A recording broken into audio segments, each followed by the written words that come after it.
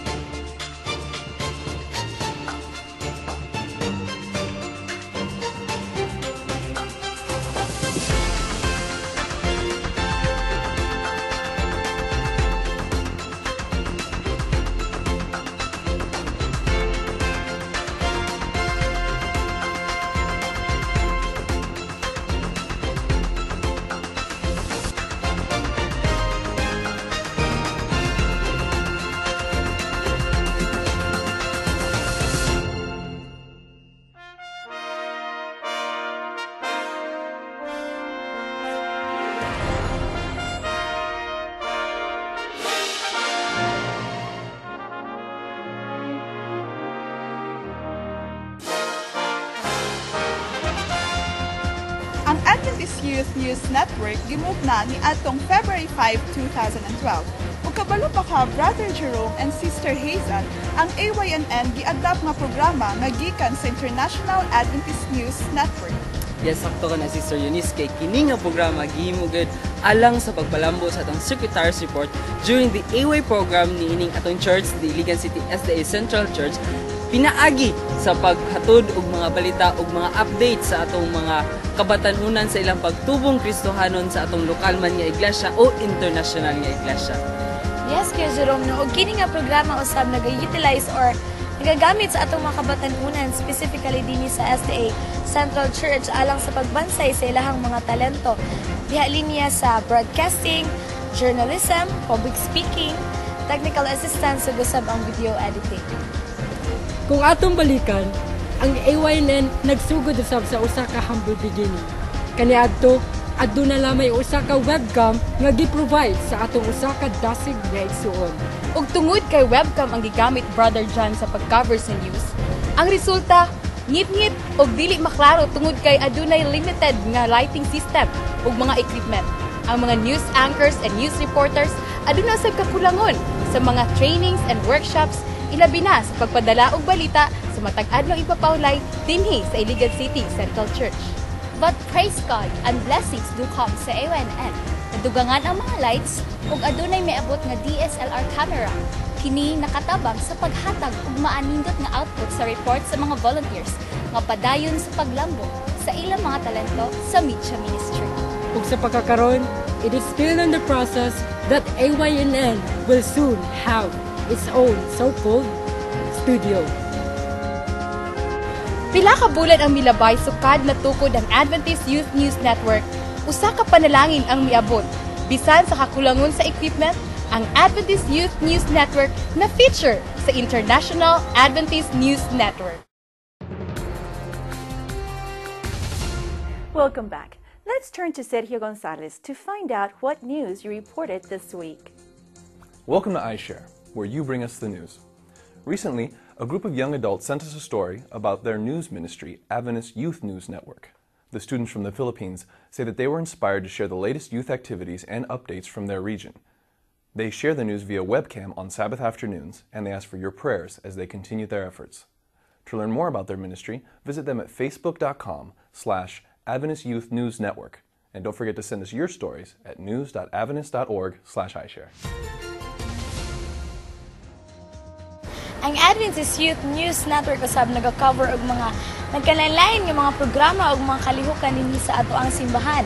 Sama na niini ang mga nagkalain-lain og mga dinadko nga mga crusades, revelation seminars, ug usab ang pag-cover sa mass wedding nga gidumalaan sa lamdag sa kamatuoran. Ug usab po niini ang maanindot nga concert sa male chorus ug sa G-Club nga giulhan og Hold On. Ug usab Sister Hazel, ang AYNN usab naghimo og mga nakalain-laing mga programa diri sa simbahan. Isa na dito ang Branch Sabbath School, Global Youth Day, our Mass Bible Camp, ug ang 22nd Summer Youth Camp sa Initaw, Misamis Oriental. Ug duha gyud sa baguhay pa lamang nga gi-cover sa AYNN nga mga dagko nga mga programa o ang SSD-wide Sabbath School Congress nga nahitabo sa Mountain View College, Valencia City, Bukidnon ug ang 22nd Mas Amicus Convention nga gipahigayon sa Esmeralda Beach Resort, Initaw, Misamis Oriental. Ug atong sayron karon pinaagi sa pagtan-aw niini nga mga balita kung unsa ka successful kini nga mga programa.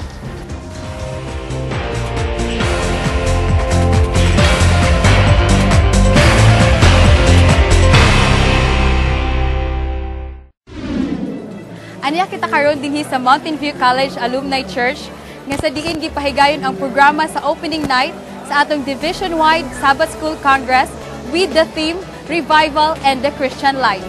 Kini gitambungan sa atong opisyales ug mga bisita gikan sa General Conference ug mga delegado nga mga kaigsuonan gikan sa mga nagkalain-laing komisyonan and conferences nga sakop sa Southern Asia Pacific Division.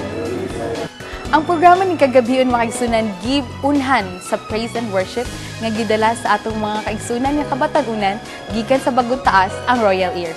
O kini gisundan sa opening remarks sa atong Southern Asia Pacific Division Sabbath School and Personal Ministry Director nga si Pastor Hermogenes C. Villanueva. Ingon nga host ni ining division-wide Sabbath School Congress ang South Philippine Union Conference Administrators ang mihatag og mensahe sa awit alang sa pag-welcome sa tanan nga mga delegado o mga bisita nga misalmot niini nga kongreso.